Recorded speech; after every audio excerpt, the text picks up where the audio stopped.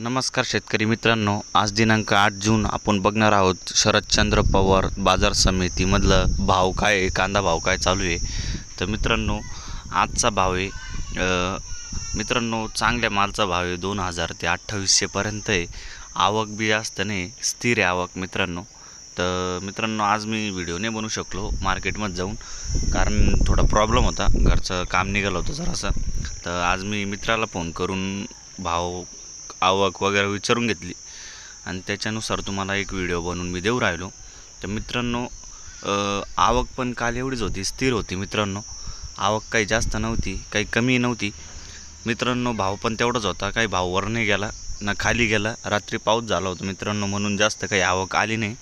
तर मित्रांनो धन्यवाद। पुढच्या व्हिडिओत भेटूया। चॅनलला सबस्क्राईब करा मित्रांनो, व्हिडिओला लाईक करा, जेणेकरून येणारे नोटिफिकेशन तुमच्यापर्यंत पोहोचत राहते। चला मित्रांनो भेटू पुढच्या व्हिडिओमध्ये।